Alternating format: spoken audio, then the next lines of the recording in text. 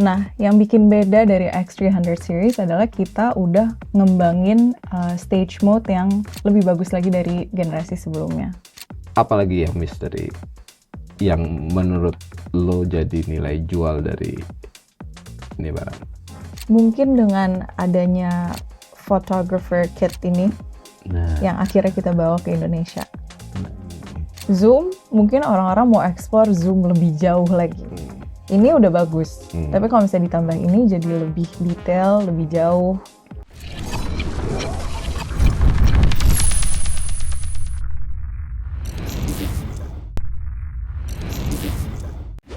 Selamat malam Sobat Telset, balik lagi sama gue Hamzah.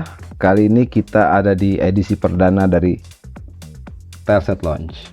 Karena ini edisi perdana, pasti ada yang spesial. Jadi kita punya bintang tamu yang juga spesial. Saking spesialnya nih, kalau biasanya kita cuman kawasan nih, cowok-cowoknya sekarang pada rapi-rapi nih dan wangi-wangi. Beliau adalah PR Manager dari Vivo Indonesia, Alexa Tiara. Terima kasih Mas Hamzah sudah diundang ke sini. Gimana rasanya? Iya, kayak nongkrong aja sih. Ya sih.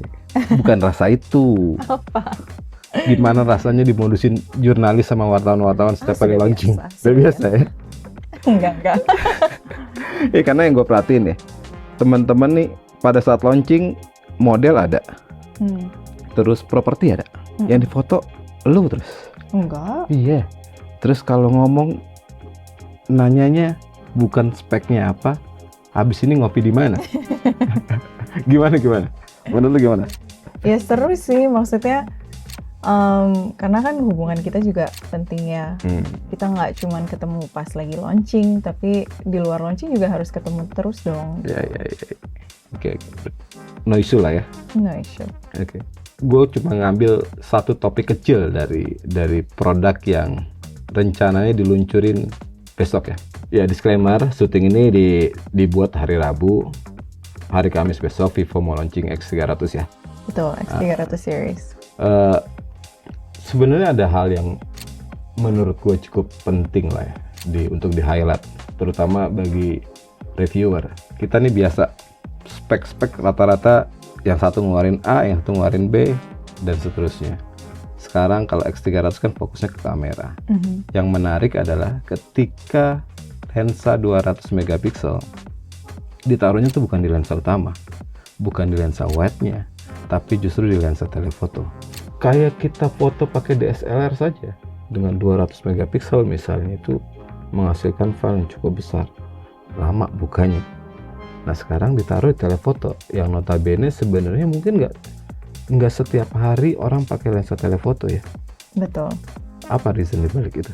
Pastinya kan sebelum kita ngeluarin sebuah produk, tim R&D kita udah melakukan research yang sangat luas ya. Yeah.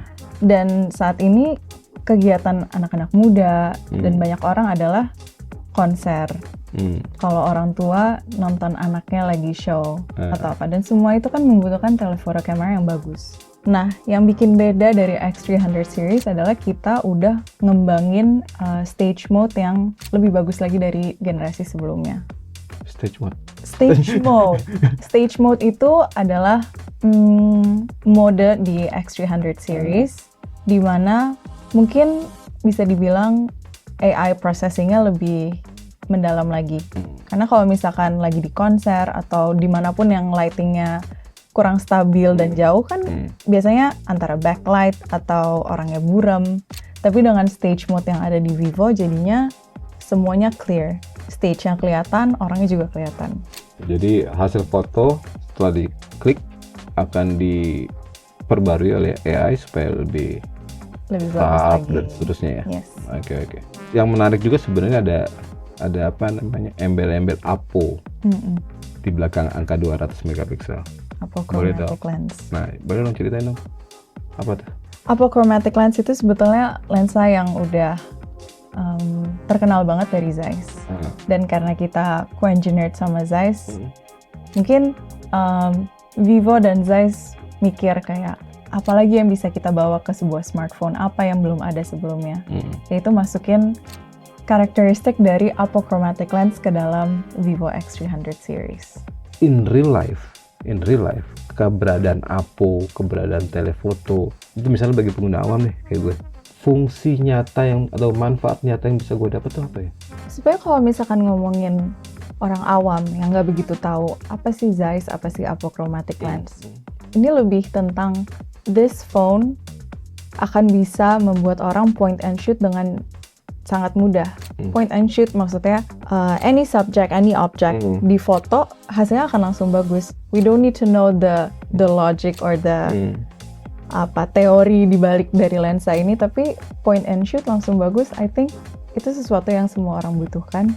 Pertanyaan selanjutnya adalah ketika misalnya ini handphone resolusi gede 200 megapiksel menghasilkan mungkin satu foto 20 mega gitu ya. Dalam konteks ini AI lah, ada AI-nya. Setelah foto ada diproses sama AI. Artinya kan butuh mesin yang cukup ya. Soalnya kalau misalnya ininya engine di belakangnya nggak cukup bagus, maka yang dirasakan oleh user pertama shutter lag, yang kedua processingnya jadi lama. Kita foto sekarang jadinya besok misalnya. Nah yang kayak gitu gimana mengadres atau Vivo mengadres hal kayak gitu, terutama di X300 yang mau launching ini? Yang pastinya dari segi performance juga kita pikirin banget. Chipset kita menggunakan Dimensity yang baru. Terus kita juga kerjasama sama Dimensity untuk membuat that certain chipset untuk customize untuk X300 series. Artinya nggak handphone lain yang pakai 9500 yang sama belum tentu punya performa yang sama dengan X300. Apa tuh bedanya? Kita ada self-developed chip VS1. Overall bisa kasih advancements di performance dan juga kamera. Matinya cepet nggak nih handphone? Apanya? Matinya cepet nggak? Enggak dong. Baterainya juga oke banget. Karena kita punya teknologi sendiri namanya Blue Volt Battery Technology. Itu memberikan tenaga yang cukup panjang, tapi desainnya tetap dibikin compact. Karena kalau misalkan Mas Hamzah pikir dulu smartphone dengan kapasitas baterai 5000 mAh aja udah sangat bulky, berat. Dan semakin kesini kita berusaha untuk memberikan kapasitas baterai yang lebih besar dengan nggak ngorbanin desain atau kayak keringanannya. Makanya we come up with Blue Volt Battery Technology. Ini kan term teknologi ya. Pakai bahasa manusia nggak? Blue Volt itu impact-nya langsung. Kita ambil contoh dari produk sebelumnya, boleh? Boleh dong. X Fold 5. Sambil minum nggak apa-apa loh. Boleh, oke. Silahkan. Kok gue yang diserahin ya? X Fold 5. Biasanya baterai ada di satu sisi kan? Dari dulu emang baterai selalu ada di satu sisi. Sedangkan untuk X Fold 5, berkat teknologi Blue Volt Battery, kita membagi dua yang membuat baterainya jadi sejumlah... Jadi dua keping? Yes. Dan kita bagi dua. Selain itu membuat nggak berat di satu sisi, itu juga ngedispense heatnya kemana-mana. Maksudnya jadi rata. Nggak panas ya? Iya. Ini disclaimer baterainya 6500 ya. 6500 berapa? 6510 mAh. Itu tahannya berapa lama sejauh pengujian? 2 hari nyampe nggak? Sejauh ini sih aku nggak butuh nge-charge dalam 2 hari. Tapi kan pemakaian orang-orang beda-beda ya. Mungkin ada yang gaming setiap hari. Aku sih foto-foto kerja. Dapat ini nggak? Apa? Kepala charger berapa watt? Dapat dong. Berapa watt? 90 watt flash charge. Cukup lah. Okay. Cukup cepat kok. Nah, kalau misalnya gini, X300 kalau zaman dulu sebagai reviewer ya, X200 Pro kita coba kameranya oke. Artinya dari pengalaman sebelumnya, ekspektasi kan makin tinggi, ya kan? Makin tinggi, terutama untuk reviewer lah. Ekspektasi bagi orang yang pegang X200 Pro, ekspektasi dia terhadap X300 Pro pasti akan meningkat. Nah, so far dari pengalaman sehari-hari berinteraksi dengan teman-teman jurnalis, respon mereka seperti apa? Ekspektasi mereka terpenuhi atau enggak? Sependengaran aku ya. Iya, sependengaran aku. Siap, lanjut. Terpenuhi. Apa concern rata-rata teman? Sebelumnya X series cuma dikenal kamera belakangnya bagus. Jadi kalau misalkan mau ngomong ini perfect phone for content creator, mungkin untuk beberapa orang itu nggak relevan karena kebanyakan orang kalau vlogging kan pakai kamera depan. Yang depan. Nah sekarang kita membuat kamera depannya juga equally bagus, juga co-engineered sama Zeiss. Oke. Jadi Bukan anak tiri lagi kamera depan ya? bukan, Bukan anak tiri ya? Bisa ngerekam apa? 4K? 4K? bisa 4K 60 fps. 4K. Waduh, beban ya. Memorinya juga luar biasa juga nih. Semuanya serba memori. Apalagi yang miss dari yang menurut lo jadi nilai jual dari ini barang? Mungkin dengan adanya photographer kit ini Nah, yang akhirnya kita bawa ke Indonesia. nah. Ini sebetulnya pertama kali dikenalin di X200 Ultra Ah. yang nggak keluar di Indonesia, cuman China only. Terus akhirnya kita menghadirkan photographer kit untuk di Indonesia juga dan secara global juga dijual. Ini membuat ponsel seperti DSLR ya, ganti-ganti lensa atau mirrorless ganti-ganti lensa. Berarti kedepannya, ini kan cuma satu lensa pasti kan? Benar. Kedepannya akan dijual juga lensa wide kah, lensa apa, makro dan seterusnya, Sebetulnya atau lensa zoom. untuk saat ini kelihatannya untuk wide, ultra wide udah cukup dengan smartphone Yang ada. aja. Oke. Zoom mungkin orang-orang mau ekspor zoom lebih jauh lagi. Ini udah bagus, tapi kalau misalnya ditambah ini jadi lebih detail, lebih jauh. Mau motret bulan dari pekarangan rumah gimana? Pakai handphone? Potret bulan pakai HP aja juga udah bisa. Iya. Kita bicara X300 launching besok. Oke kan. Sekarang boleh dong bocor-bocorin sedikit harganya ya nggak? Boleh. Ini tayangnya besok kok. Oh, besok. Aman ini. Editingnya cepet banget ya. Ini cepet. Berapa harga untuk X300? X300 Pro dijual dengan harga 18.999. Oke. 1 juta lebih murah dari kompetitor ya? Lo tau dong siapa kompetitornya kan? Banyak kompetitor. Kompetitornya banyak ya. Oke, X300 biasa? X300 biasa kita ada dua model, dua tipe. X300 untuk yang 16512 itu di 16.999. Nah, yang versi 12256? 12256 itu di 14.999. Ini obrolan seriusnya udah kayak kita punya game sebenarnya. Game lucu-lucuan aja. Oke. Gue punya 5 pertanyaan. Nanti bentuk pertanyaannya ini bisa beneran atau fakta atau gimmick. Gimmick nih ya kayak bohong-bohongan. Sebenarnya pertanyaan gue tuh cuman pertanyaan asal. Jadi minum dulu nih, supaya nggak tegang. Oh iya. Supaya nggak tegang. Pertanyaan pertama, sebuah perusahaan di Jepang kabarnya mengembangkan layar TV yang bisa dijilat untuk merasakan rasa makanan dan tampil di layar. Itu fakta atau gimmick? Kayak aku pernah dengar deh. TV bisa dijilat. Mantap, fakta. Iya benar. Di Jepang tuh ada. Jadi TV itu benar-benar bisa dijilat.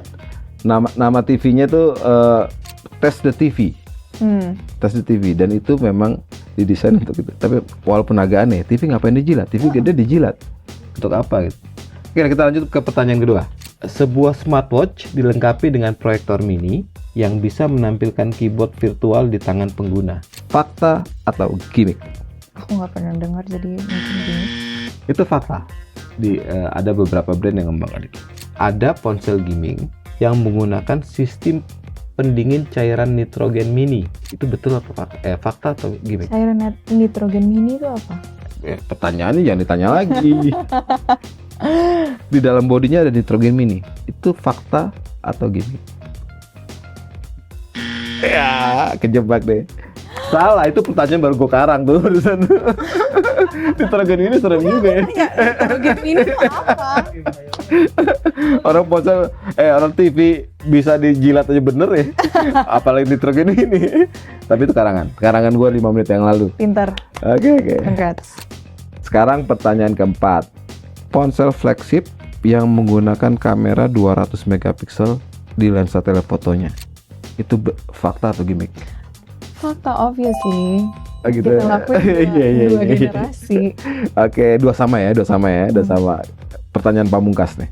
Ada ponsel baterainya di atas 6500, bodinya cuma 8 mm. Fakta atau gimana? Tahu lah ya.